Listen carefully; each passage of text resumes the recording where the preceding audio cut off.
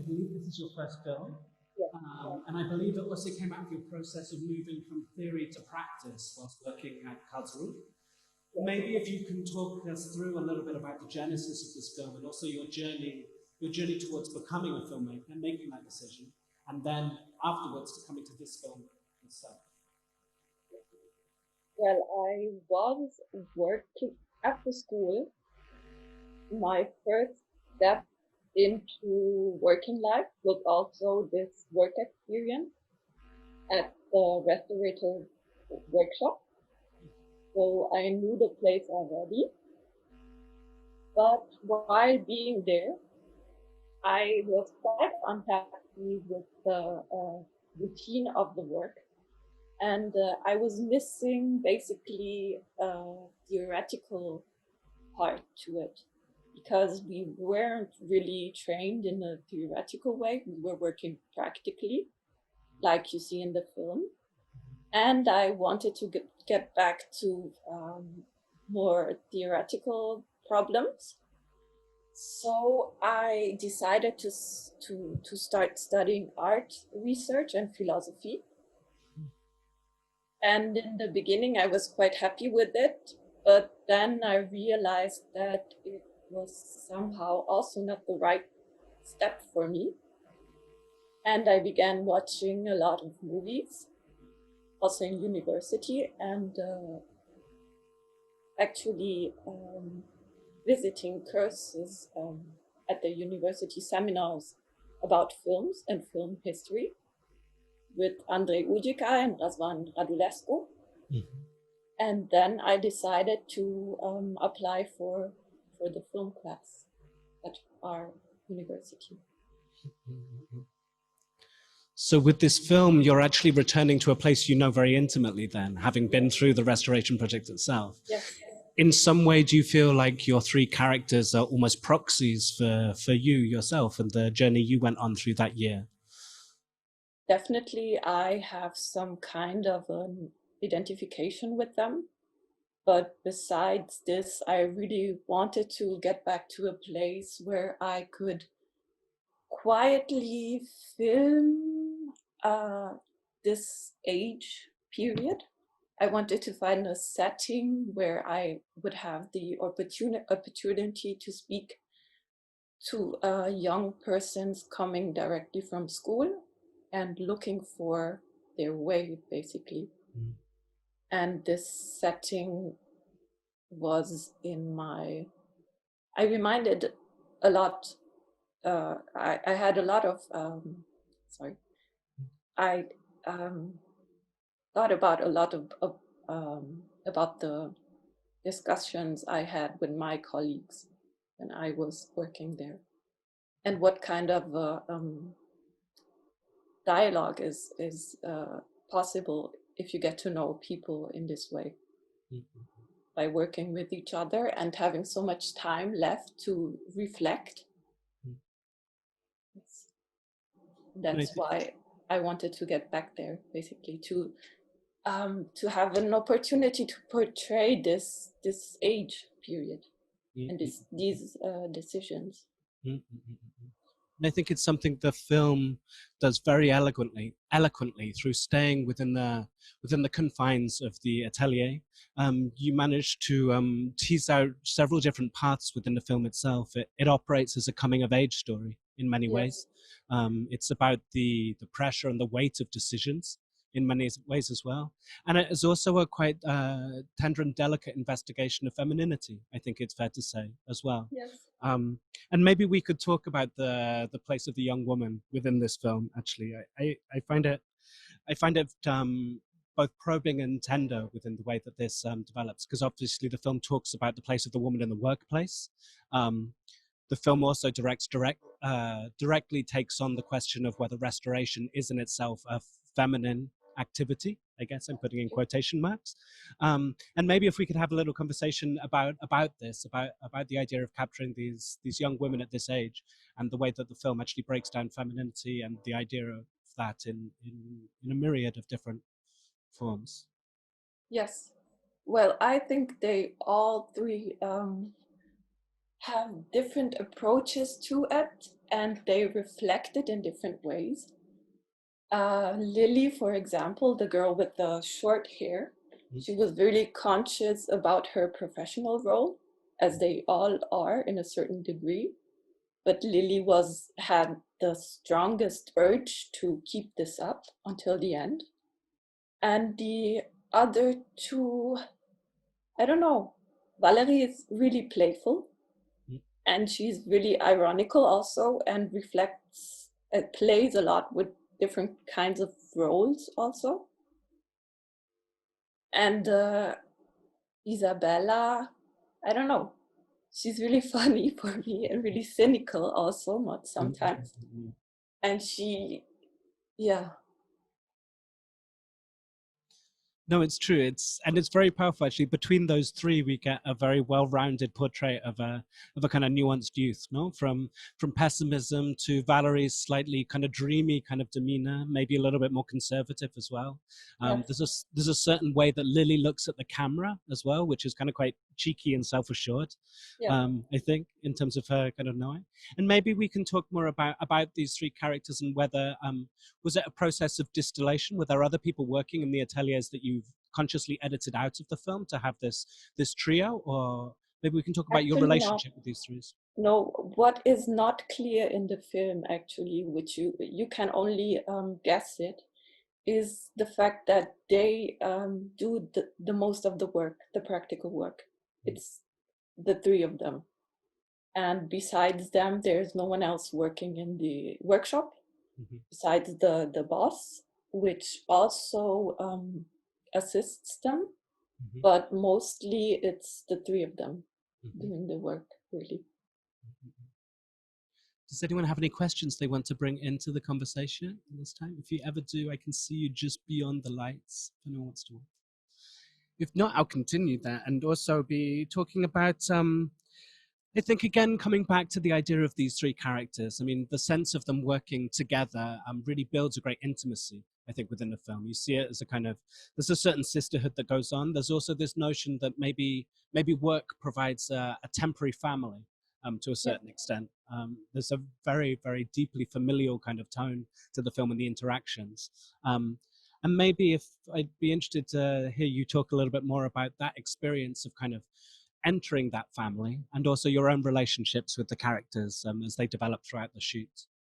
Well, at the beginning, I really wanted to find out about them besides the work, what kind of books they read, what kind of art pieces they like, how they reached the atelier, and what is their interest in the job itself.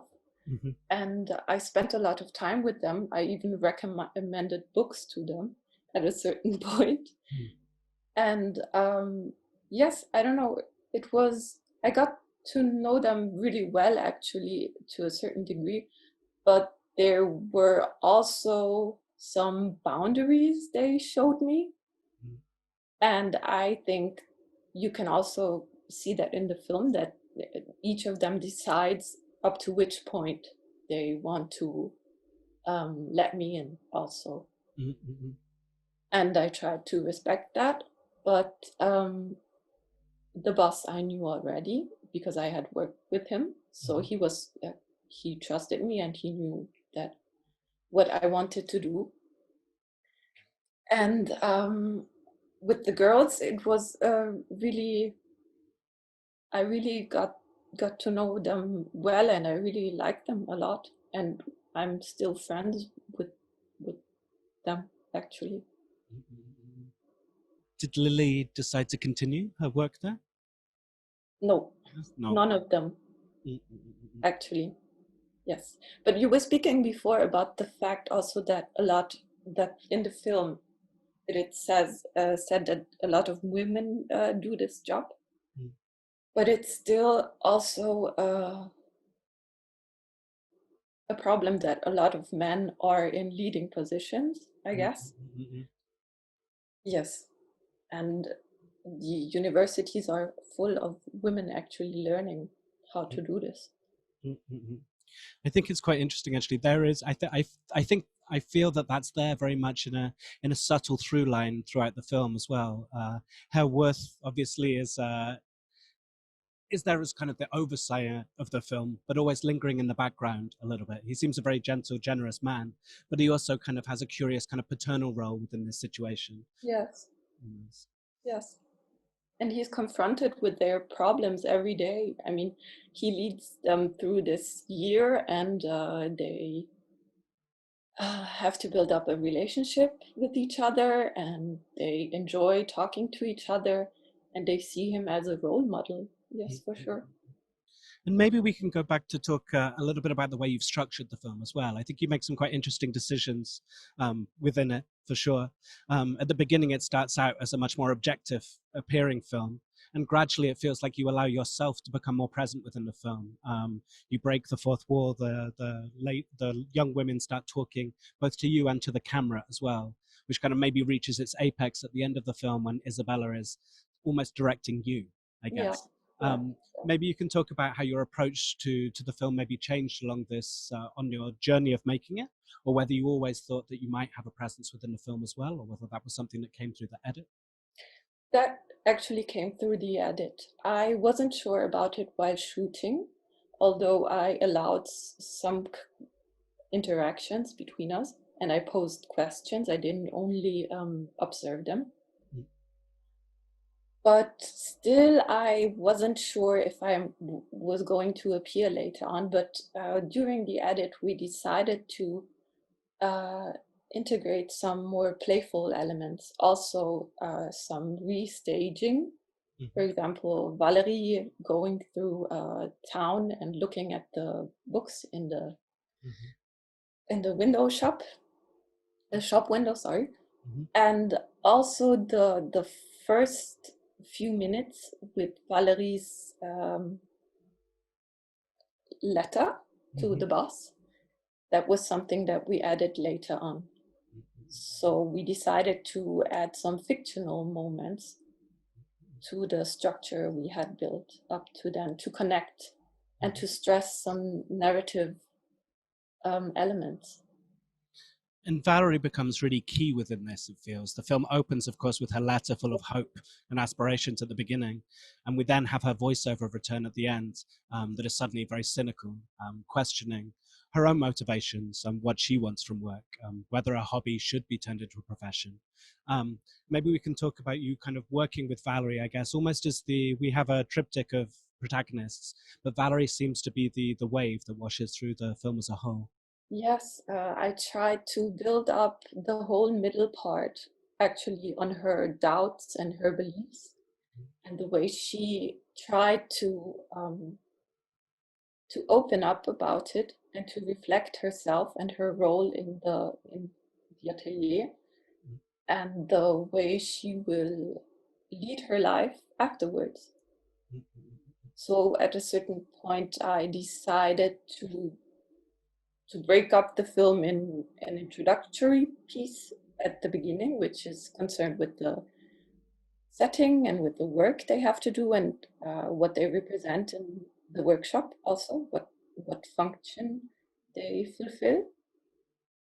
And then Valerie basically takes over, yes. And after we had ended shooting and I was already editing, I asked her to come back and work with me and write those few lines for the beginning. And yes, I wanted to keep her working with me and to add some new elements to the movie.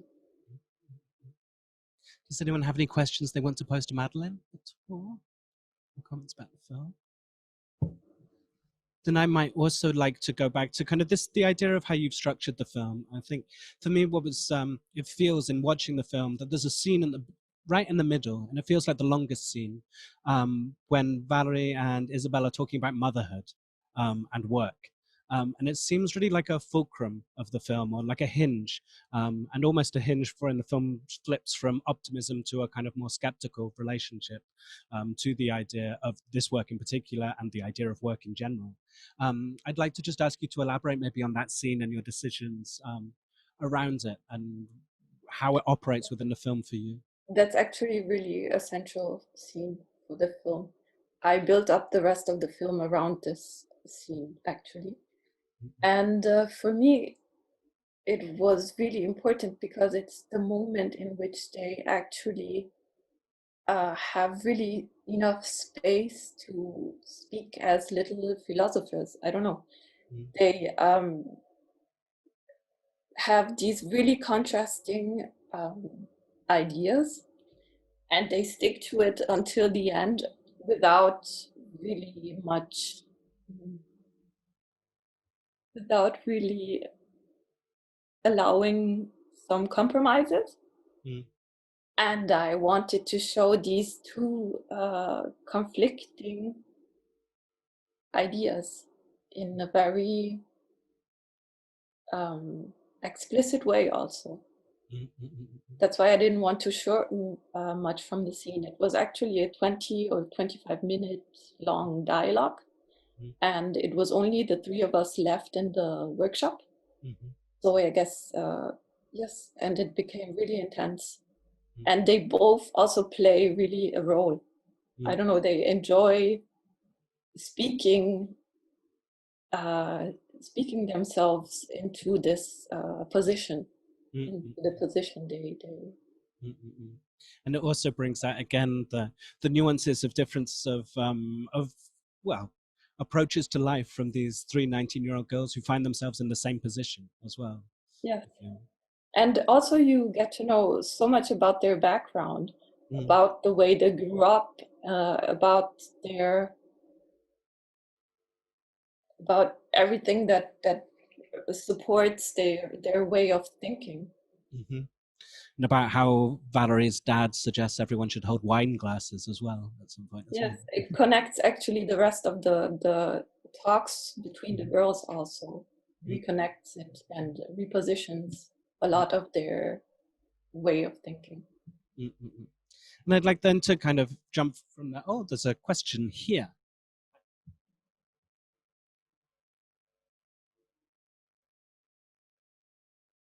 Shoot.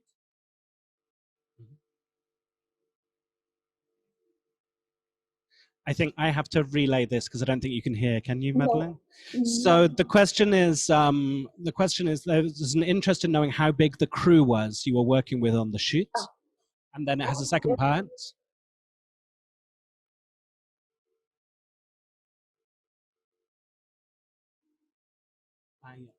Yeah.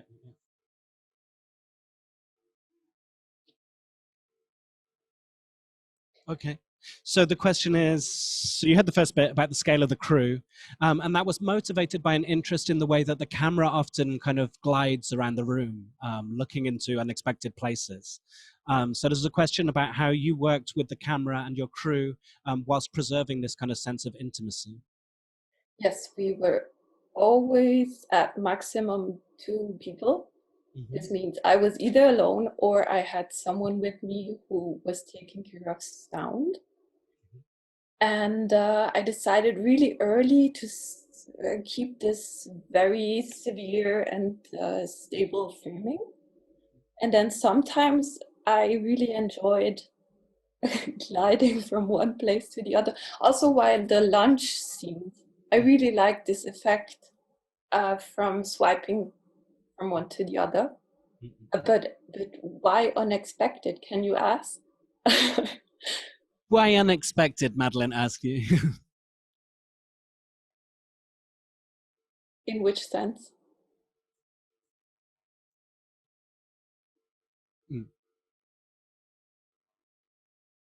Yeah. Yeah.